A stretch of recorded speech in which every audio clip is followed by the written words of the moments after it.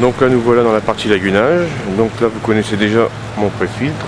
Donc depuis la fois dernière, j'y ai pas touché, hein, donc il y a toujours autant d'algues dedans. Mais bon, a priori, moi j'y touche, mais ça se porte.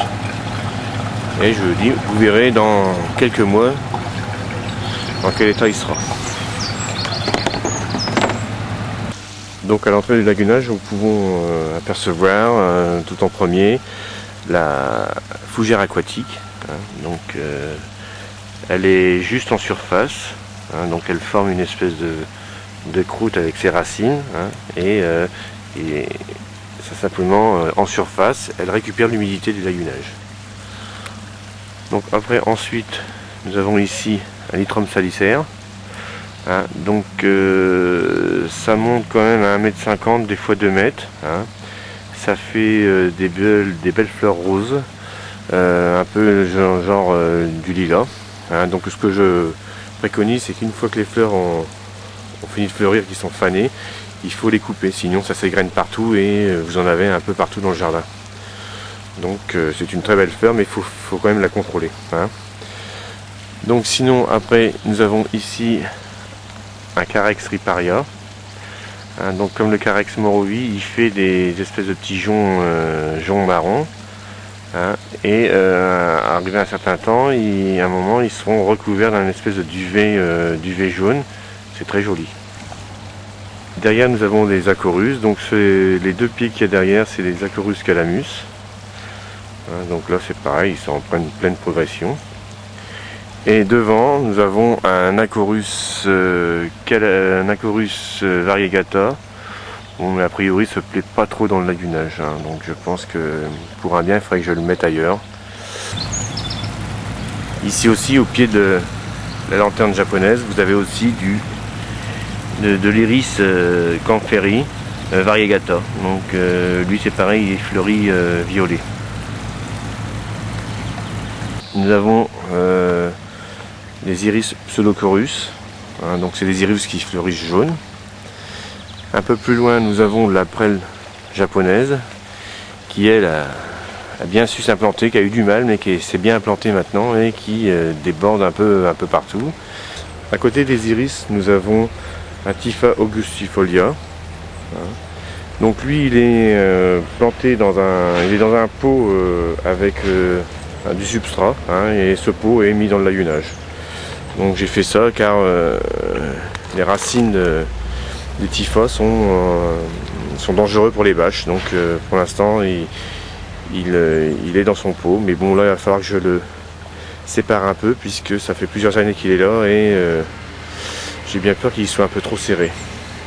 C'est de même, nous avons pareil ici un Typha latifolia variegata qui commence à faire ses sorties, mais bon, qui dégénère au fur et à mesure des années, puisque j'ai l'impression qu'il est un peu trop serré dans son pot aussi.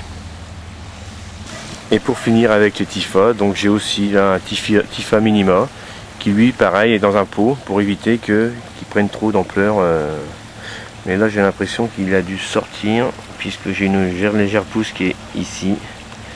Donc il va falloir que je contrôle tout ça quand même. Donc ici depuis plusieurs années j'ai des anéopsis. On m'avait dit que ça résisterait pas l'hiver, et en fin de compte ça fait plusieurs années que je l'ai ici, et en fin de compte elle prolifère de plus en plus, et donc elle est toujours là. Ça fait une tige, allez, 30-40 cm avec une petite fleur blanche. Bon, c'est toujours agréable d'avoir un peu de fleurs dans un lagunage, puisque c'est logiquement il y a beaucoup de plantes qui sont vertes, hein, à feuilles. Nous allons passer maintenant au lysichiton.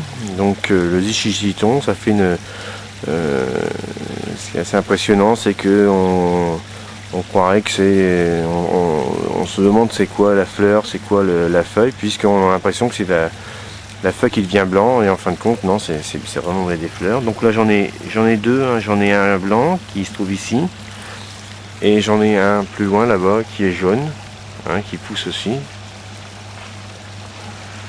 Donc c'est vrai, c'est quand même assez impressionnant de voir, de voir la fleur par rapport à la feuille. Ici on voit bien quand il sort de terre, la fleur sort directement de terre, on a l'impression que c'est une fleur, et encore là c'est bien blanc, mais au départ la fleur est légèrement verte aussi. Donc là c'est pareil, ces plantes là ont besoin d'un substrat riche pour pousser, donc ils sont dans un bac avec de la terre mis dans le lagunage pour garder l'humidité. Après nous avons ici des Sorurus cernus, donc c'est des plantes qui consomment normalement les phosphates.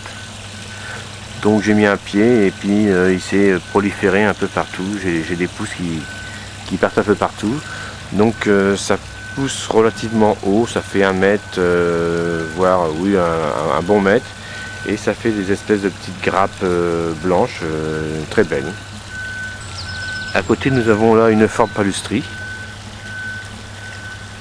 qui fleurit jaune et qui fleurit pareil en début de saison. Donc ici en petite plante nous avons de la Graciolia, donc ça fait une petite plante qui monte à 40 cm avec une petite fleur blanche, très jolie. Ensuite derrière vous avez encore des iris, donc ça c'est des iris Camperi. Donc ceux-là ils sont couleur violette.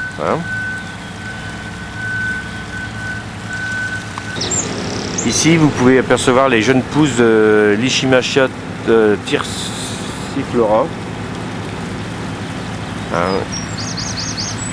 Derrière, par là-bas, vous avez la Potentique des marais.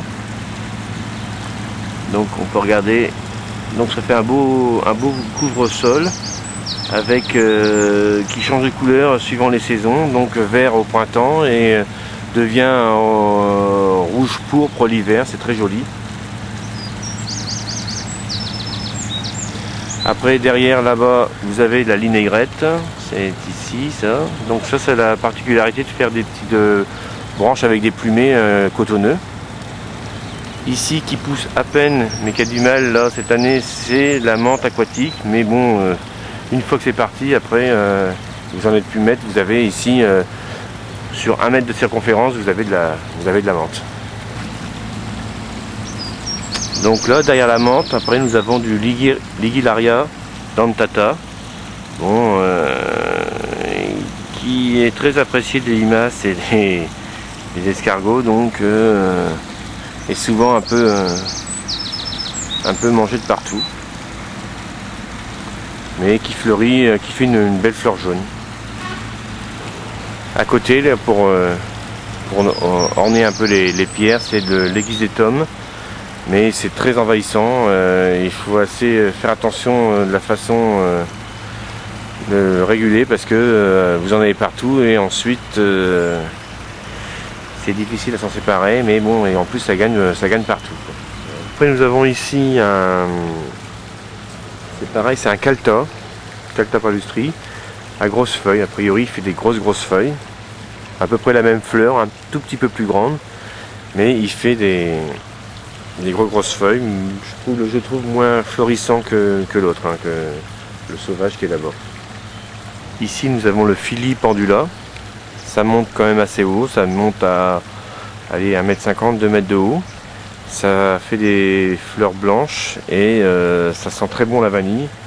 Donc c'est une plante que j'apprécie aussi, puisque le matin à la rosée ça sent très bon.